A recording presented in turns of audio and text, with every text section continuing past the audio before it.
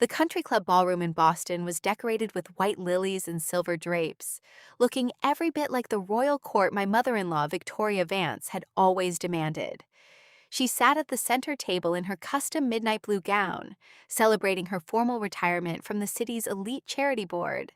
My husband's sister, Cassandra, and her two perfectly dressed children sat right beside her, laughing loudly at her stories and posing for the local society photographers. They were the golden grandchildren from the golden daughter. My 7-year-old daughter, Lily, and I stood quietly near the heavy oak entrance. Lily was wearing a simple sky blue dress that I had pulled extra weekend shifts at the bakery to afford. Her blonde hair was pinned back in neat, tight braids, and she was holding a small brown paper bag closely against her chest. "Mommy, when can I give Nana her retirement drawing?" Lily whispered, her large blue eyes scanning the glittering room. "Soon, sweetie. Let's wait until the crowd thins out a bit," I murmured, gently squeezing her small shoulder. My brother-in-law, Julian, spotted us first from the champagne bar. "Wow, Clara, you actually made it," he said, smirk radiating through his expensive tuxedo. "Didn't think a bakery worker's schedule allowed for events with a dress code." I swallowed the lump in my throat and forced a polite nod. "It's Victoria's big night. We wouldn't miss it." Cassandra walked over next, her eyes scanning me up and down before landing on Lily. "Oh, Lily is here too. Well, Clara, please ensure she doesn't run around near the ice sculptures. Everything tonight is highly curated." Lily's small fingers tightened around my hand. She was incredibly perceptive. She knew exactly what that tone meant. We walked over to our assigned seats. Table 14, tucked away in the shadowy corner near the kitchen doors, far out of sight from the main family stage. We didn't belong here. We had never belonged anywhere near the Vance inner circle since the day my husband passed away and left us with nothing but debt and a small apartment. The evening rolled on with grand speeches. Victoria's wealthy friends took turns at the microphone, praising her elegance, her leadership, and her deep devotion to family values. I watched Lily's face as her grandmother stood up to speak, talking warmly about how her grandchildren were the absolute light of her life. Victoria pointed proudly to Cassandra's children, who stood up and bowed to a roaring round of applause from the elite crowd. Lily looked up at me, her lower lip trembling slightly. "Mommy, why doesn't Nana ever look at this corner?" "She's just very busy talking to her friends, baby. I'm sure she didn't count me again," Lily said softly, staring down at her empty plate. I had no words to comfort her because it was true. Victoria hadn't missed her. She had intentionally erased her. The climax of the dinner arrived when the servers rolled out a spectacular 5-tier dark chocolate mousse cake. The guests clapped as Victoria cut the first slice with an antique silver knife. Soon, servers began delivering beautiful plates of cake to every table. A young waiter walked toward our table, handed plates to the distant relatives sitting with us, and turned to walk away, completely bypassing Lily. "Excuse me," I called out gently. "My daughter didn't receive a piece of cake." The waiter stopped, looking deeply uncomfortable. "I'm incredibly sorry, ma'am. The event coordinator gave me a strict seating chart for the catering. I was instructed to skip this specific table for the specialty dessert." "Who gave that order?" My voice shook with a sudden surge of heat. "Ma'am, I just followed the kitchen instructions." I looked across the room. Cassandra's children were already laughing and eating their second helpings. Lily sat perfectly still, her hands folded over her brown paper bag, trying so hard not to cry because she wanted to be a good girl. Something cracked inside me. I stood up, took Lily by the hand, and walked straight to the head table, stopping right in front of Victoria. "Victoria, Lily would like a piece of your retirement cake," I said, my voice steady but loud enough to turn a few heads at the surrounding tables.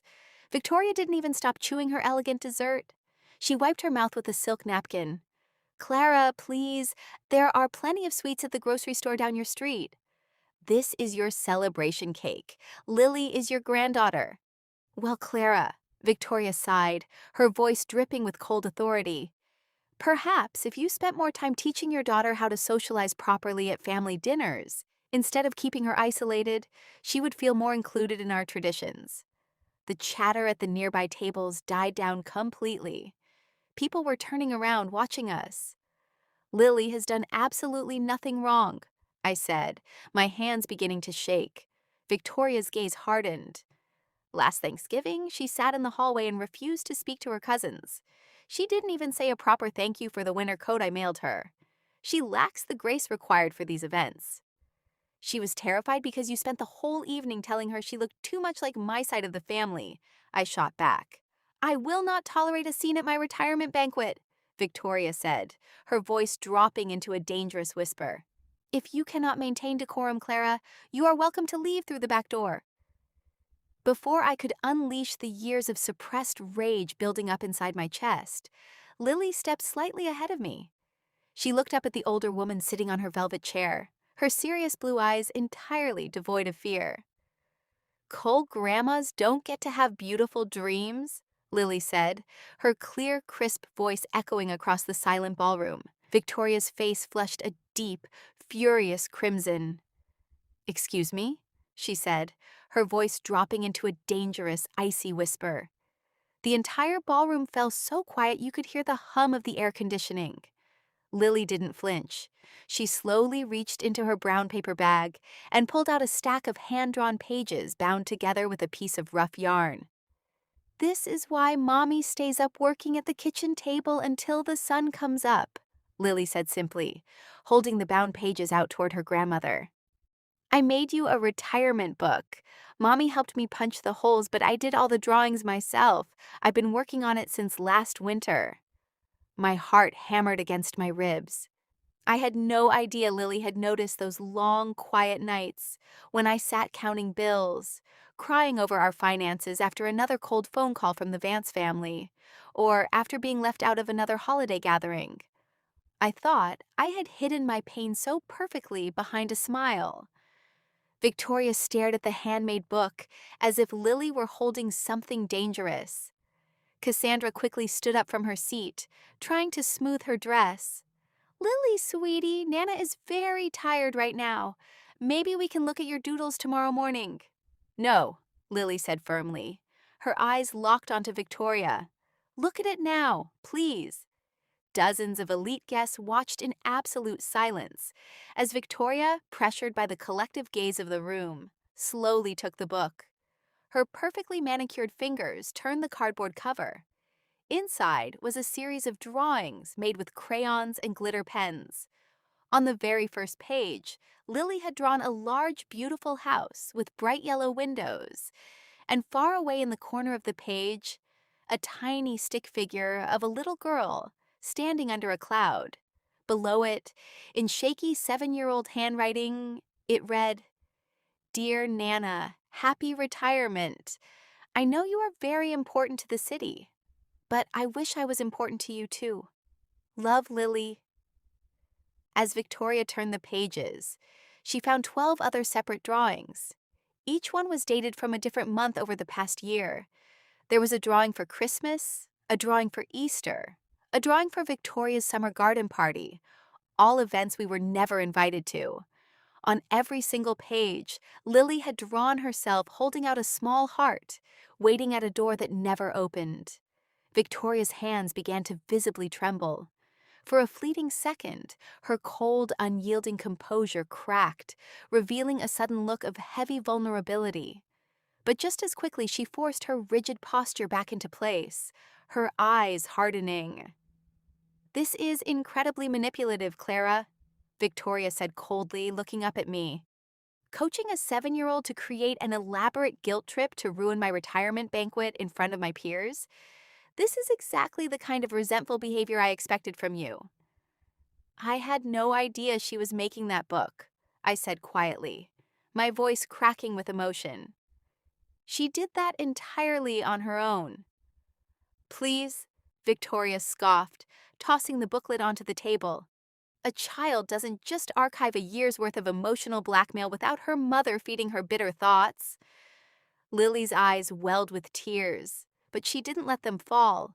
She stood tall, refusing to show her weakness to the woman who had just rejected her heart. We're leaving, I said, my voice ringing clearly across the quiet room. Come on, Lily. Hold on a minute. Julian's husband, David, suddenly stood up from table 2. He walked over to the head table and picked up the handmade book, flipping through the pages. His expression was unusually solemn. Victoria, look at the paper quality on these early pages. This drawing is done on a school notebook page dated 8 months ago. The Christmas drawing has a holiday stamp from last year. He looked up, facing Victoria and the rest of the family. This isn't a setup, Victoria. This is a little girl who spent an entire year desperately hoping her grandmother would finally love her. Cassandra snapped. David, sit down. This is Mom's special retirement night. Don't start a scene. No, Cassandra, I won't sit down, David countered, his voice rising so everyone could hear. We've all sat at these grand dinners for years, watching how neatly Clara and Lily get erased from the guest lists. We made up excuses about different social circles or clashing schedules because we didn't want to admit the truth. Victoria, you've penalized this innocent child just because Clara didn't come from the wealthy background you wanted for your son. One of Victoria's oldest friends from the charity board, a highly respected woman named Beatrice, spoke up from a front table. Margaret, I mean Victoria, we've done charity work for decades to help the children of this city. This is your own flesh and blood. This isn't right. Victoria stood up so abruptly, her silver champagne flute toppled over, spilling across the white tablecloth. I am the guest of honor tonight. I will not be judged or lectured at my own banquet. Clara, take your daughter and get out of my sight. I bent down, wrapping my arms around Lily. Let's go home, my brave girl. We don't need this. Lily looked at the beautiful 5-tier chocolate cake, then at her cousins who wouldn't even look her way, and finally at the grandmother who had thrown her art aside. She reached out, gripped my hand tightly, and we began to walk toward the exit. We were only 3 steps away from the heavy oak exit doors when a sharp, strained voice cut through the whispers of the room. Wait. I turned around. Victoria was standing behind the head table, the handmade book gripped tightly in her trembling hands. The grand, elegant posture she had maintained all night seemed to deflate. The dark midnight blue gown that had looked like a royal robe moments ago now just looked like an oversized costume. These drawings, Victoria said, her voice unusually cracked, barely carrying across the silent ballroom. You really drew one every single month, Lily? Lily nodded slowly, keeping her grip on my hand. Every month, whenever Mommy cried after the phone rang. Victoria flinched as if she had been struck. She looked down at the latest page, reading the careful handwriting over and over again. She looked back up at Lily, and for the first time in 7 years, I saw something entirely new in my mother-in-law's eyes, a deep, crushing wave of shame. I do care about you, Lily, Victoria said quietly, her voice trembling. I just allowed my stubborn pride to blind me. Lily didn't run to her. She wasn't a naive child who could be won over by a single soft word. She just stood her ground beside me, waiting, observing with those old wise eyes. I am so sorry, Victoria said, stepping out from behind the head table and walking down the steps toward our corner. I am sorry for the cake. I am sorry for every dinner, every holiday, and every single door I closed on you both. Lily stayed quiet for a long moment, processing the apology. Then, with the brutal, heartbreaking honesty that only a child possesses, she said, Saying sorry doesn't magically fix a mean heart, Nana. You have to prove it. A collective gasp went through the room. Cassandra tried to step forward to protect her mother's dignity, but David firmly held her arm back, shaking his head. Victoria stared at Lily, a tear finally escaping her eye and tracking down her heavily powdered cheek. You're right, sweetheart. It doesn't fix it. But please, let me start trying tonight. Lily looked up at me, a silent question in her eyes. I didn't say a word. I knew this had to be her independent choice. Can I finally try the chocolate cake now? Lily asked softly. A sudden, genuine laugh escaped Victoria's lips, a sound I had never heard from her before. Yes, yes, my beautiful girl. You can have the biggest slice in the kitchen. We didn't leave through the back door. Instead, Victoria personally led us to the head table, pulling out a chair for Lily right next to her own. She called the head chef out herself, demanding a special custom plate of chocolate mousse cake and ice cream just for Lily. For the rest of the evening, Victoria sat right beside us, completely ignoring the wealthy charity board members who lined up to congratulate her. She leaned in close, completely focused on Lily. Tell me about your school, Lily. Tell me about your favorite books. And Lily, with chocolate frosting smeared on her cheek, happily talked about her second-grade teacher, her love for drawing, and the stray cat she fed near our apartment. Victoria listened to every single word, entirely captivated. I sat back, watching them. I didn't know if this sudden breakthrough would last forever. I didn't know if Victoria would wake up tomorrow morning, return to her old social circles, and find a way to be cruel again. Toxic family patterns that have been built over decades do not vanish in a single evening. But my 7-year-old daughter had achieved something I hadn't been able to do in a decade. She hadn't used anger, shouting, or legal threats. She had simply held up a mirror of pure, devastating honesty and forced a powerful woman to face her own reflection. As we drove back through the quiet streets of Boston later that night, Lily was curled up in the back seat, clutching a small piece of wrapped chocolate cake for the next morning. "Mommy," she called out sleepily in the rearview mirror, "why do you cry at night?" I took a deep breath, keeping my eyes on the road. "Because I always wanted you to have a beautiful, loving family, sweetie, and I felt like I failed you." "You didn't fail me," Lily murmured, yawning. "The crayons worked, didn't they? Nana looked really sad when she saw the drawings." "They did work, baby. You were incredibly brave tonight." "It's okay if she changes slowly," Lily whispered, her eyes closing. "Because even if she goes back to being cold, I still have you, and you are my whole world." Hearing those words from my daughter, a profound sense of peace washed over me. She was right. It was more than enough. Whether Victoria chose to stay in our lives or retreated back into her elitist shell, Lily and I were going to be completely fine. Our love didn't depend on conditions, inheritances, or approval from a country club crowd. We had truth, and we had each other. Sometimes the most powerful thing a person can do is stand up and speak the absolute truth.